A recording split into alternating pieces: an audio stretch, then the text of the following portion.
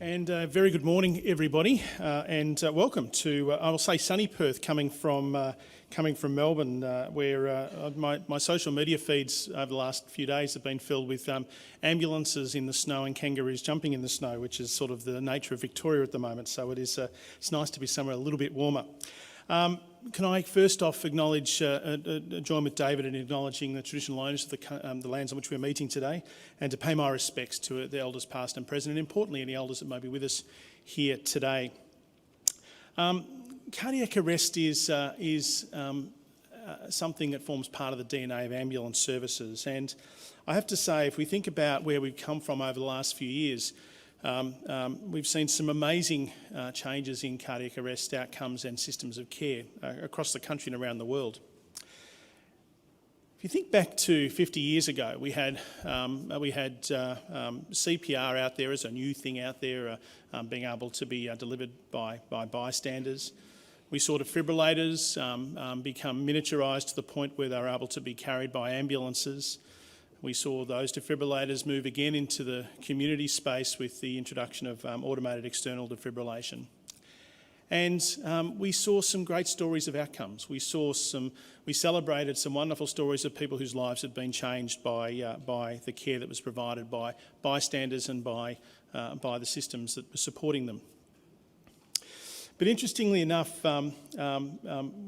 there were some shining lights around the world, and places like Seattle and their Medic One were places that people looked to and aspired to and said, wouldn't it be great to have a service that was achieving those sort of outcomes? But they're different, and they're a different type of organisation. You know, they're only a small footprint. It's invariable. You get a whole lot of ambulance people together and you'll get about 20 reasons why you can't be as good as they can be, because they're different in what they do. But what became really clear to us as ambulance services and EMS services around the world the last few years was that actually what was happening in places like Seattle was no accident. It wasn't just driven by the fact they were a small footprint. It was driven by something a bit special. It was driven by a goal and a desire to make a difference to improving outcomes, to measure the work that you do, so to look at what your results are, and to look at ways to improve that. To look at ways that, to innovate, to think about differently. And we saw places like Seattle go quite exponentially, improving their cardiac arrest outcomes. 4 years ago, a group of leaders from around the world came together and said, what we're seeing in Seattle can be duplicated anywhere. It is actually not something special about Seattle. It is actually about saying that when you have a system of care where you come together with focusing on certain types of things in the community that can improve outcomes, you will have improved results. So that was the formation of the Global Resuscitation Alliance, and many people here today were part of that group at the historic Utstein Abbey, and I've got to say, having an honour to be part of that group and to go along there and to be in the place where cardiac arrest has infused through that abbey over decades, to be in a place like that where leaders came together and said, how do we bottle the things that are occurring in places like Seattle and make that something that can happen around the world? We've had a chain of survival, as you can see up there, for many years. But what became really clear is that not every link in that chain is the same. Not every link of that chain is necessarily needs to be the same in every particular community. So this group came together and said, how do we create a framework, if you like, that we can actually take what occurs in places like Seattle and make that happen elsewhere? And that's where we've got to over the last few years. And if you think about it, that chain of survival that was introduced probably close to 40 years ago is still as relevant today. If you look at some of the advances in cardiac arrest care, I don't think I've seen one new drug that's come in over the last few years that's made a difference or is going to make a difference to cardiac arrest outcomes. In fact, all I see is the old drugs that I trained with 30 years ago getting a bit of a re-energising in clinical practice. I look at the approaches that ambulance services are taking, and it's actually back to basics. It's actually back to saying, how do we actually improve the care that's provided in those first few minutes? How do we create a system around that? And it is around training, and it was great to hear David you'll hear more about high-performance CPR today.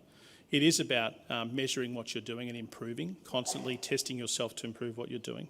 And it's creating a culture of excellence within your ambulance or EMS service. It's a culture of excellence where the principle behind every single person there is actually VF is a survivable event.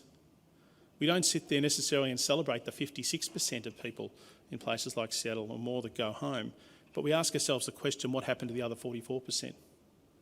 Why didn't 44% of people in VF go home? How can we improve that and make it better? That is what we're going to be talking about today. Today you'll hear from a number of great speakers, and it's wonderful to think of where we come from, as David said, over the last few years. We have seen some amazing advances, particularly in Australia and New Zealand over the last few years, in improving cardiac arrest and sharing our knowledge and sharing our learnings. But today you'll hear from a range of speakers who will talk to you about these 10 steps.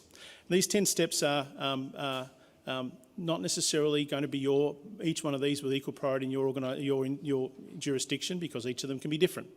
But you'll take away something today. Every single time I come along to this masterclass, as David says, our fifth year, or fifth session, I take something away, which is not good for my team, because as you go back with a whole lot of list of things that we want to roll out and steal from other places. So I encourage you today to steal from what you see from people. Take away the things and go, would that work for us? Is there something here that we could take back that would actually make our organisation better? Is there something here that would work for us, that would actually just lift us? So if you do nothing else today, I encourage you to do that. And I encourage you to ask yourself, excuse me, I encourage you to ask yourself a question. If I went back tomorrow after seeing all the things I see today, what is the one thing I'm going to change in my organisation that will move the dial further? I talk a bit about this in some other parts of my work I do at the moment, but I'm a very strong believer in those of you young kids finding Nemo and Dory has this principle of just keep swimming. So what is the thing we're going to be doing next to just keep swimming to improve cardiac arrest outcomes? Because none of us should ever be in a situation where we just rest on our laurels and say that near enough is good enough. How do we get towards a situation where in a perfect world, 100% of people who are in VF cardiac arrest actually go home? If I look at our airport in Melbourne, 95% of people who suffer cardiac arrest in Melbourne Airport go home to their families. It's one of the safest places in Melbourne to suffer cardiac arrest. Why? We've got a proliferation of AEDs every couple of 100 metres, and we've got a whole lot of health professionals who are prepared on their way to conferences, usually doctors, on their way to conferences, prepared to step in and start doing some resuscitation. So how do we systemise that? You'll hear about that today. You'll hear about how you can systemise elements of care using new technologies and new ways of thinking. Excuse me. So I encourage you all to really reflect and to talk to people about their experiences today. You are going to see some amazing things happening in places like Singapore. You're going to hear some amazing things happening in places like Denmark. You're going to hear great things happening in New Zealand, fantastic work in New Zealand. Unabashedly, you'll hear some of the great work that we're doing at Ambulance Victoria. But I just want to leave you with something as we move into the next session. And last couple of weeks ago, we had a session we call Thank You Paramedic Day, which is how we encourage our paramedics to the community to have the opportunity to say thank you to the staff or our staff who have made a difference to their lives. There was a story that I want to share with you that, in my mind, encapsulates the work we're doing today. This is the story of Tim, and Tim suffered a cardiac arrest 30 years ago. And sometimes we fail to think about the impact of what we do on generations of lives. I'll just share Tim's story with you, and then we'll move on to the next session. I got an email out of the blue from a guy called Ian Smith. Dear Tim, are you the Tim Stenier that used to live in Upper Beaconsfield? Yes, that was me. And were you the Tim Stenier that was resuscitated at a pool in 1989? Yes, that's me, Ian. And so I couldn't believe it. I was working at Waverley Branch that day when we were dispatched to a drowning at the Monash University pool. We attached our monitor, and Tim was in a rhythm that we could defibrillate. So we gave him one shock through our new cardiac monitor we had on the cars, and Tim sat up shortly after and started coughing. I was at work and I went straight to the hospital and met Jan there. We found Tim in a sort of semi-conscious state, I suppose, at that stage, but at least he was alive.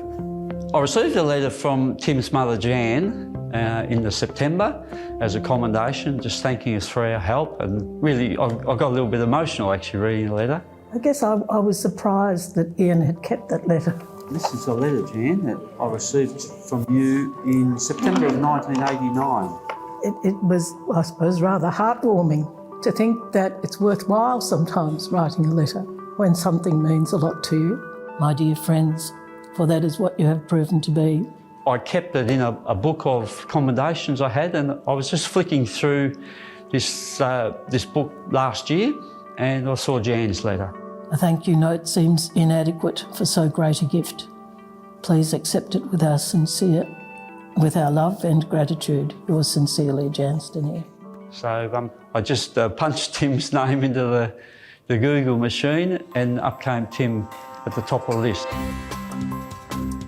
Certainly, we didn't knock off any neurons when we were doing the resuscitation, I don't think. Since that time, 30 years ago, I finished my science degree, and that's turned into a research career. And here I am now in University of Melbourne, doing really what I love.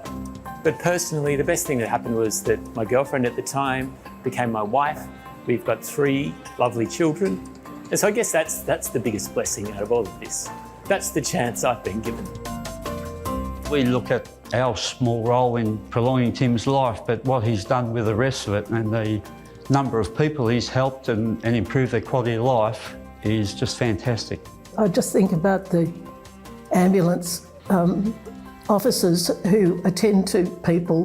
They treat them all without any discrimination or favour, and who knows what they're going to become and how grateful we are for their saving actions.